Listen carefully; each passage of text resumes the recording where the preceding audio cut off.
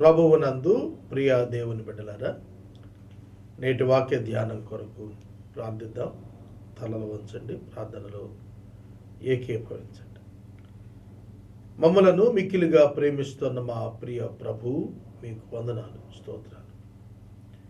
నేటి వాక్య ధ్యానం ద్వారా మా ప్రేక్షకులను దీవించమని అడుగుతున్నాము. క్రైస్తవ వివాహము, దాని ధన్యత అర్థం చేసుకునే కృప దయచేయము.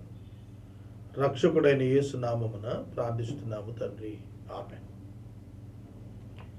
ప్రభువునందు ప్రియ దేవుని బిడ్డలారా, దయచేసి మీ పరిశుద్ధ బైబిల్ గ్రంథాన్ని తెరవండి. మార్కు సువార్త 10వ అధ్యాయము మొదటి 12 వచనాలు గత రాత్రి ధ్యానించాం. మరికొన్ని విషయాలు క్రైస్తవ వివాహము, విడాకులు అనే ఈ వాక్య ధ్యానములోని ప్రధాన అంశాలు మనం మరికొన్ని విషయాలు ఆలోచన చేద్దాం. బైబిల్ గ్రంథం పాత నిబంధన, క్రొత్త నిబంధన. పాత నిబంధన మోషే కాలము నుండి క్రీస్తు పూర్వం 1400 సంవత్సరాలప్పుడు ధర్మశాస్త్రం ఇవ్వబడింది. అది యూదుల కొరకు మాత్రమే ఇవ్వబడింది. యూదులు దేవునితో నిబంధనకు వచ్చారు, అందుకే అది పాత నిబంధన అయింది. ధర్మశాస్త్రం ఇవ్వబడింది. ధర్మశాస్త్రంలో కొన్ని న్యాయ విధులు, కట్టడలు అనుగ్రహించబడ్డాయి. దానికి ముందస్తు కాలం, ధర్మశాస్త్ర కాలానికి ముందస్తు కాలం మనస్సాక్షి కాలం. రోమాపత్రిక 2వ అధ్యాయంలో ఈ ధర్మశాస్త్రం గూర్చినటువంటి వివరము, ధర్మశాస్త్ర కాలానికి పూర్వమున్న మనస్సాక్షి కాలమునకు చెందినటువంటి వివరాన్ని గురించి మాట్లాడుతున్నప్పుడు తీర్పును గురించి తెలియజేస్తూ చెప్పినటువంటి మాట 11-12 వచ్చిన. దేవునికి పక్షపాతము లేదు. ధర్మశాస్త్రము లేక పాపము చేసిన వారందరూ ధర్మశాస్త్రము లేకయే నశించారు. ధర్మశాస్త్రము కలిగిన వారై పాపము చేసిన వారందరూ ధర్మశాస్త్రానుసారముగా తీర్పునందుతారు. ధర్మశాస్త్రము వినువారు దేవుని దృష్టికి నీతిమంతులు కారు గాని ధర్మశాస్త్రమును అనుసరించి ప్రవర్తించు వారి నీతిమంతులుగా ఎంచబడతారు. ధర్మశాస్త్రము లేని అన్యజనులు స్వాభావికముగా ధర్మశాస్త్ర సంబంధమైన క్రియలు చేసిన ఎడల వారు ధర్మశాస్త్రము లేని వారైనను తమకు తామే ధర్మశాస్త్రమైనట్టున్నారు. అట్టి వారికి మనస్సాక్షి కూడా సాక్ష్యమిస్తూ ఉండగా వారి తలంపులు ఒకదాని మీద ఒకటి తప్పు మోపుచు లేక తప్పు లేదని చెబుచూ ఉండగా ధర్మశాస్త్రము తమ హృదయముల యందు వ్రాయబడినట్టు చూపుచున్నారు. దేవుడు నా సువార్త ప్రకారం యేసుక్రీస్తు ద్వారా మనుషుల రహస్యములను విమర్శించు దినమున ఈలాగు జరుగును. 1 ధర్మశాస్త్ర ప్రకారం తీర్పు, 2 సువార్త ప్రకారం తీర్పు. ఈ 2 కాకుండా మనస్సాక్షి ప్రకారం తీర్పు. తలంపులపై తప్పు మోపుతున్నా తప్పు లేదని చెబుతున్నా, అంటే కాన్షియస్నెస్, నేరారోపణ చేయనప్పుడు దోషం లేదు. కనుక మోషే ముందస్తు కాలం అంతా కూడా మనస్సాక్షి కాలం. దేవుడు ఆ విధంగా తీర్పు తీరుస్తూ వచ్చాడు. ధర్మశాస్త్రము వచ్చిన తరువాత వివాహ సంబంధమైన విషయాలలో ఒక ప్రత్యేకమైనటువంటి నియమ నిబంధనలు ఏర్పాటు జరిగింది. ధర్మశాస్త్రము రాకపూర్వము దేవుని పిలుపందుకొని వచ్చిన అబ్రహాము, ఇసాకు, యాకోబు వారి వివాహాలు పరిశీలిస్తే అబ్రహాము సోదరి వరుస అయిన ఆమెను వివాహం చేసుకున్నాడు. అలాగే ఐగుప్తుకు చెందిన Hagar, age difference, much age difference, very much age difference. A foreign lady, విదేశీయురాల్ని వివాహం చేసుకున్నాడు. శారా మరణానంతరం తిరిగి కెతూరాన్ని వివాహం చేసుకున్నాడు. యాకోబు అక్క చెల్లెళ్లను వివాహం చేసుకున్నాడు. లేయా, రాహేలు వాళ్ళ ఉపపత్తులను వాళ్ళు ఇస్తే వారితో కూడా వెళ్ళి పిల్లలను కన్నాడు. అబ్రహాము అన్నగారి కుమారుడు, సోదరుడు వరుస లోతు సొంత కుమార్తెలతో వెళ్ళి పిల్లలను కన్నాడు. మోయాబీలు, అమోనీయులు వచ్చారు. అప్పుడు ధర్మశాస్త్రం లేదు. మనస్సాక్షి ప్రకారం లోతుకు తాను వెళుతున్నది తెలియదు. కుమార్తెలు అతనికి మద్యం త్రాగించి వెళ్ళారు. పురుషులు లేరు. సొదొమ గొమొర్రా అంతరించిపోయింది. తమకు ఒక సంతానం కావాలని వాళ్ళు కూడబలుక్కుని వెళ్ళారు. ధర్మశాస్త్ర కాలానికి మునుపు తప్పొప్పులు మనసాక్షి మోపుతుండగా తీర్పు తీరుస్తాడు దేవుడు. కనుక ఈ కాలమంతటినీ కూడా కలిపి ఒక్క మాటలో అపోస్తల కార్యముల గ్రంథం 17వ అధ్యాయం 30వ వచనంలో ఒక్క మాటలో కొట్టాడు. ఏమిటంటే, ఆ అజ్ఞాన కాలముల యందు అన్నాడు. ఆ అజ్ఞాన కాలముల యందు దేవుడు చూచి చూడనట్టుగా ఉండెను. దేవుడు ఉపేక్షించాడు. ఎందుకు? అపోస్తల కార్యముల గ్రంథము 17వ అధ్యాయము 30వ వచనం మీ కొరకు నేను ఒకసారి చదివి వినిపిస్తాను. ఇంగ్లీష్లో కూడా దాన్ని నేను చదువుతాను.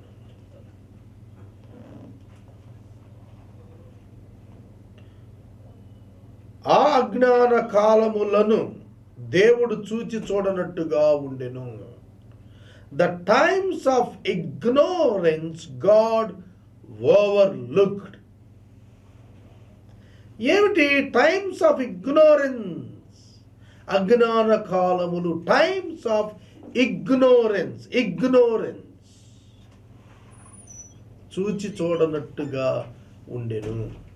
ఇగ్నోర్ చేశాడు. God ignored. దేవుడు చూచి చూడనట్టుగా ఉన్నాడు. ఎందుకంటే అవి అజ్ఞాన కాలము. The times of ignorance. ఎందుకు ఆ మాట అన్నాడంటే, యేసుక్రీస్తు ప్రత్యక్షం కాలేదు. ఆ కాలంలో యేసుక్రీస్తు ప్రభు ఇంకా ప్రత్యక్షం కాలేదు కనుక, అంటే దేవుని జ్ఞానం ఎవరు? యేసుక్రీస్తు. కొరింథీ మొదటి పత్రిక 1వ అధ్యాయం 30వ వచనంలో యేసుక్రీస్తు దేవుని జ్ఞానము అని వ్రాయబడింది. దేవుని జ్ఞానమైన యేసుక్రీస్తు ప్రత్యక్షం కాలేదు కనుక ఆ మునుపటి కాలం అంతా కూడా ధర్మశాస్త్ర కాలమైన, మనస్సాక్షి కాలమైన, పాపమునకు శిక్ష భరించబడలేదు గనుక, అనుగ్రహించబడలేదు గనుక, చెల్లించబడలేదు గనుక ఆ కాలమున అపవిత్రాత్మ లేదా సాతానుడు వారి యొక్క పాపమును ఆధారం చేసుకుని వారిపైన అధికారం చేస్తున్నాడు. హెబ్రీ 2:14-15 ప్రకారంగా అపవాదిని క్రీస్తు ఇంకా నశింప చేయలేదు. ఆ కాలంలో శిలువపై ఆయన నశింపజేశాడు. దాని తల చితుకబట్టాడు. కనుక the authority of the enemy of God over humanity was implementing on those days. ఆ రోజుల్లో దేవునికి విరోధి అయిన అపవాది యొక్క బలము ఆ దినాలలో మనుషుల యొక్క పాపమును ఆధారం చేసుకుని వారి మీద పనిచేస్తోంది కనుక దేవుడు ఆ దినములలో, the days of the times of ignorance, ఆ కాలములను చూచి చూడనట్టుగా ఉండెను. కనుక మనం జ్ఞాపకం చేసుకుంటున్నప్పుడు ఆదామునకు హవ్వ మాత్రమే. It is the plan of God. దేవుడు ఒక పురుషుణ్ణి, ఒక స్త్రీని, ఒకే పురుషుడు, ఒకే స్త్రీ ఒక వ్యక్తి యొక్క జీవితంలో, అది వారి జీవిత కాలంలో ప్రభు అనుగ్రహించాడు. శారీరక మరణము చెందిన ఎడల ధర్మశాస్త్ర ప్రకారము విడుదలై ఉంటారు. ఆ తదుపరి వారు వివాహం చేసుకున్న వారికి పాపము లేదు, అది వ్యభిచారం కిందకు రాదన్నాడు. భర్త బ్రతికుండగా భార్య కానీ, భార్య బ్రతికుండగా భర్త కానీ వారిని విడిచిన తరువాత వివాహం చేసుకుంటే వారిరువురు కూడా వ్యభిచారంలో ఉన్నవారు అన్నాడు. తర్వాత పురుషుడికి ఒక మెట్టు ఎక్కువ మాట్లాడాడు. ఎందుకంటే భార్యను బలహీనమైన ఘటముగా ఎంచి జ్ఞానము కలిగి కాపురం చేయమన్నాడు పేతురు. కనుక భార్య బలహీనమైన ఘటంగా ఎంచని వాడు జ్ఞానం లేనివాడే. నీ భార్య బలహీనమైన ఘటమని ఎంచితే నువ్వు నిజంగా జ్ఞానిగా ఉంటే నీ భార్యను విడవవు ఎన్నటికీ. అందుకే భక్తుడు రాస్తున్నాడు, యెహోవాకు భార్యను, యవన కాలపు భార్యను విడనాడుట యెహోవాకు హేయము. God hates divorce. God hates divorce so that believer must hate the divorce. We should not invite divorce. నువ్వెన్నడూ కూడా విడాకులను కోరరాదు. క్రైస్తవ్యం ప్రత్యేకమైనటువంటిది. తర్వాత బహుభార్యత్వము. బైబిల్ గ్రంథంలో మనకు దావీదును చూస్తే 8 మంది భార్యలు, సొలొమోను చూస్తే విచిత్రంగా 300 మంది 700 మంది ఉపపత్నులు భార్యలు. కనుక ఇది బైబిల్ గ్రంథం అనుమతించిందనా? What is the plan of God for human being in marriage? ఒకే భార్య ఒకే భర్త. అజ్ఞాన కాలములలో ఇది జరగలేదు. Why? Because of the sinful nature and the failure of human being. రక్షించబడిన తరువాత విశ్వాసి, న్యూ టెస్ట్మెంట్ పీరియడ్లో విశ్వాసి రక్షించబడిన తరువాత indwelling of the Holy Spirit will happen. పరిశుద్ధాత్మ దేవుడు విశ్వాసి అంతరంగంలో నివాసం ఉండటం ప్రారంభిస్తాడు. కనుక ఆత్మ కలిగిన వాడు ఎవడు ఇలాంటి పని చేయడు అంటాడు. ఎలాంటి పని? ఆత్మ కలిగిన వాడు అంటే saved soul never do adultery, never quit her or his wife or partner. ఆత్మ కలిగిన వాడు అన్నాడు తన జీవిత భాగస్వామిని విడిచిపెట్టదు. అంతేకాదు అపనమ్మకత్వము కనపరచను. పరిశుద్ధాత్ముడు వారికి సహాయం చేస్తాడు. 3 పేటల తాడు. కనుక ఇక్కడ దేవుని యొక్క వాక్యము మనకు మోషే చెప్పిన మాటే యేసుక్రీస్తు ప్రభు కూడా చెప్పారు. ఆదికాండము 2:24లో మోషే వివాహాన్ని గురించి ఏ మాట అయితే చెప్పారో యేసుక్రీస్తు కూడాను మార్క్స్ వార్త 10వ అధ్యాయంలో చాలా స్పష్టంగా 7వ వచనంలో అదే మాట చెప్పాడు. పురుషుడు తన తల్లిదండ్రులను విడిచిపెట్టి తన భార్యను హత్తుకున్నాను. దాన్ని మోషే గారు చెప్పాడు ఆదికాండం 2:24లో, పురుషుడు తన తల్లిని తన తండ్రిని విడిచి తన భార్యను హత్తుకొనును. తన భార్యలను హత్తుకొనును అనలేదు సుమా, తన భార్యను హత్తుకొనును. 1 వైఫ్, ఒకే భార్య, పలు భార్యలు కాదు. న్యూ టెస్టిమెంట్ క్రొత్త నిబంధన శాసిస్తోంది వివాహములో ఒక్క భార్య మాత్రమే. వివాహమున భార్య భర్తలే ఉందురు, పిల్లలు వివాహపు ఫలములే తప్ప వివాహములో భాగము కాదు. కనుక భార్య భర్త they are 1 unit, separated from their parents. కానీ ఇండియాలో జరుగుతోంది ఏమిటంటే స్త్రీ హక్కులు కాలరాయబడుతున్నాయి. ఎందుకంటే స్త్రీ మాత్రమే తల్లిని తండ్రిని విడిచి బయటకు వస్తుంది, పురుషుడు రావటంలా. మనది ప్యాగాన్ కల్చర్ అండి, అన్య సంప్రదాయం. క్రైస్తవులంగా మనం పూర్తి బైబిల్ని అనుసరించడంలా కొంత సాంప్రదాయాన్ని జోడించుకుంటున్నాం. అందుకనే క్రైస్తవ వివాహాల్లో ఎక్కువ శాతం విడాకులకు పరిగెడుతున్న వారిలో 3rd పర్సన్ ఇంటర్ఫీరెన్స్ ఉంటుంది.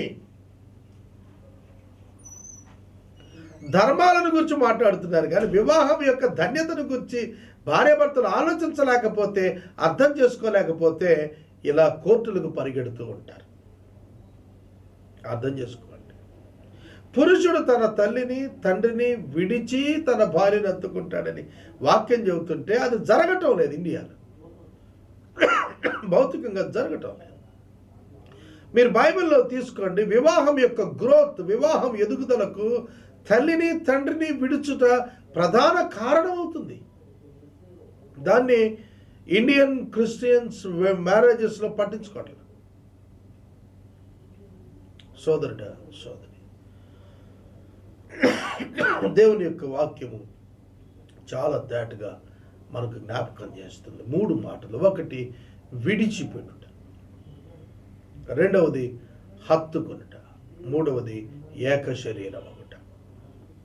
ఈ 3 కూడా విడిచిపెట్టుట అనేటువంటిది ప్రేమను సూచిస్తుంది.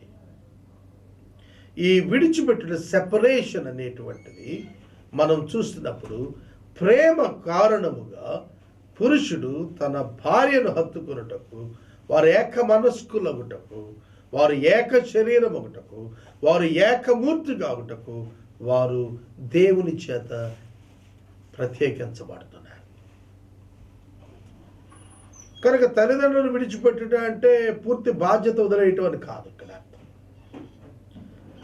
యేసుక్రీస్తు పరలోకమును విడిచి వచ్చి సంఘమును హత్తుకున్నాడు కదా అని చెప్పి యేసుక్రీస్తునందు తండ్రి లేడా? తండ్రితో సంబంధం లేదా? తండ్రి యేసు ఏకమై ఉన్నారు, కానీ పరలోకాన్ని విడిచి వచ్చి యేసు సంఘం కొరకు మరణించాడు.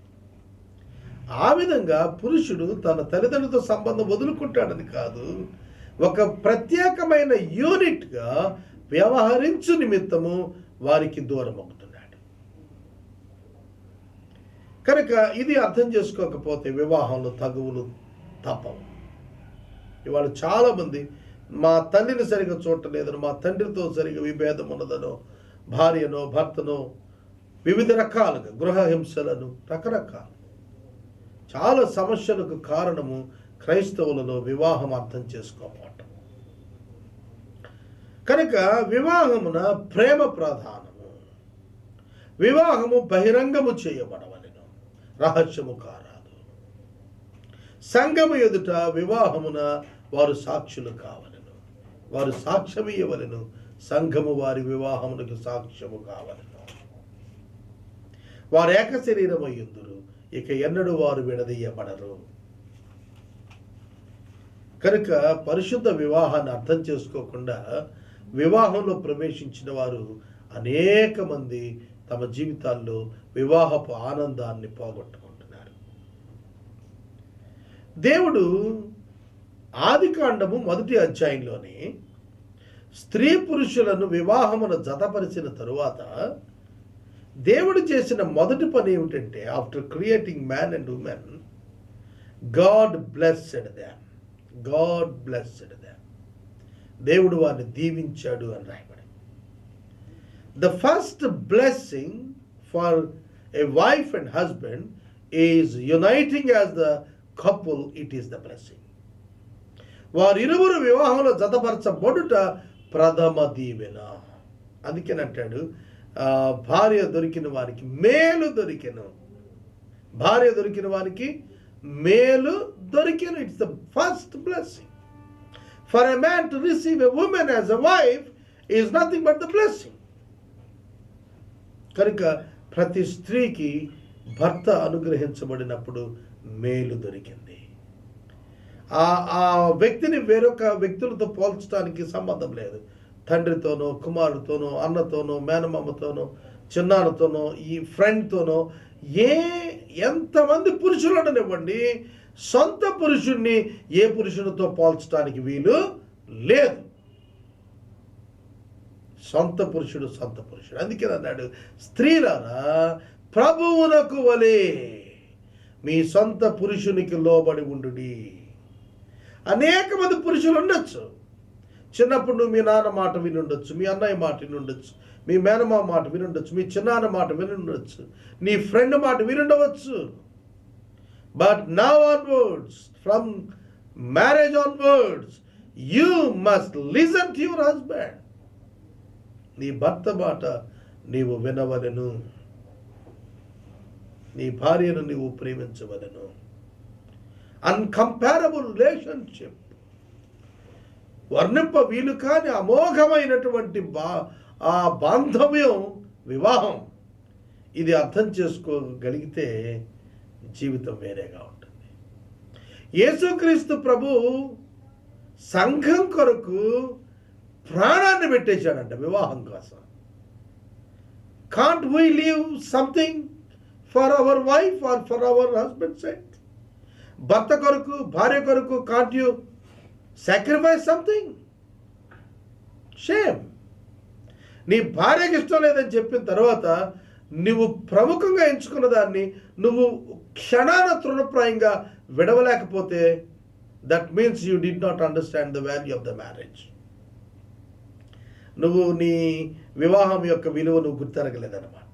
I understood the value of the marriage in my life. దేవుడు ఏ విధంగా వివాహాన్ని మనకి ఇచ్చాడో మనం అర్థం చేసుకుంటే we never hurt our spouse. మన భార్యను ఎన్నడూ మనం బాధ పెట్టము, దుఃఖ పెట్టము. సరిచేస్తాం కానీ దుఃఖ పెట్టము, హింసించము. నీ భర్తనెన్నడూ నువ్వు మానసికంగా క్షోభకు గురి చేయవు.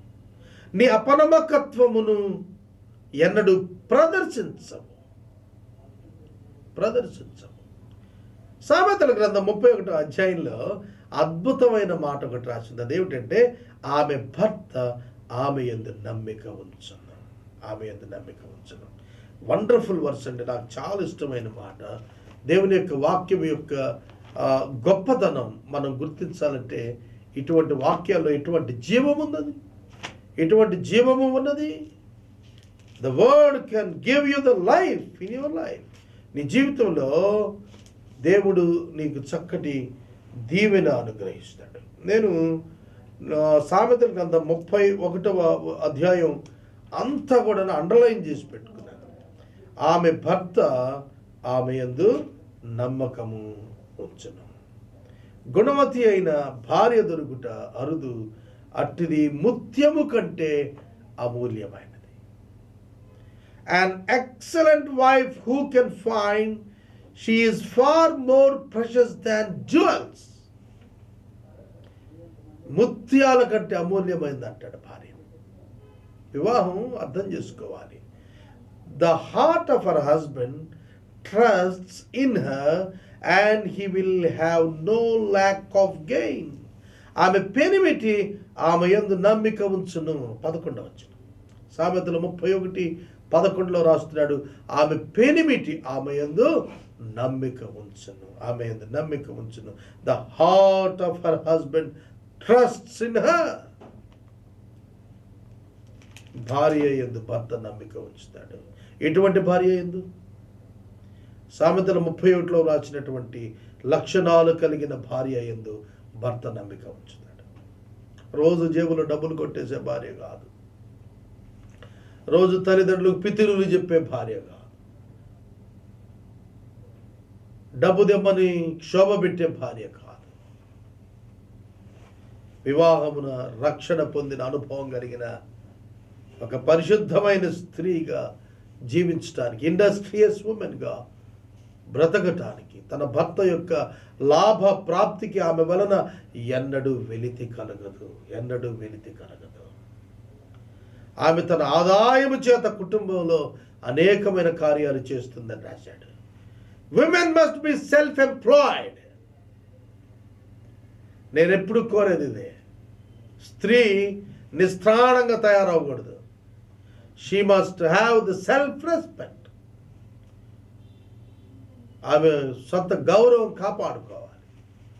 ఆమె ఖచ్చితంగా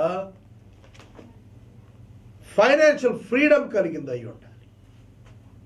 పురుషుని మీద డబ్బు కొరకు ఆధారపడి బైబిల్ గ్రంథమంతా కూడా స్త్రీలను చాలా ఉన్నతంగా కనపరిచింది. కనుక వివాహం దగ్గరకు వచ్చినప్పుడు వారు ఏక శరీరమై ఉందురు.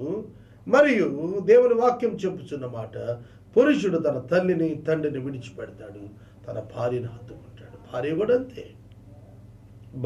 అంతే. వారు ఏక శరీరమై ఉంటారు. దేవుడు జతపరిచాడు, నరులు వేరు చేయకూడదు. అలా వేరైన వారు దేవుని దృష్టిలో వ్యభిచారులు అవుతున్నారు.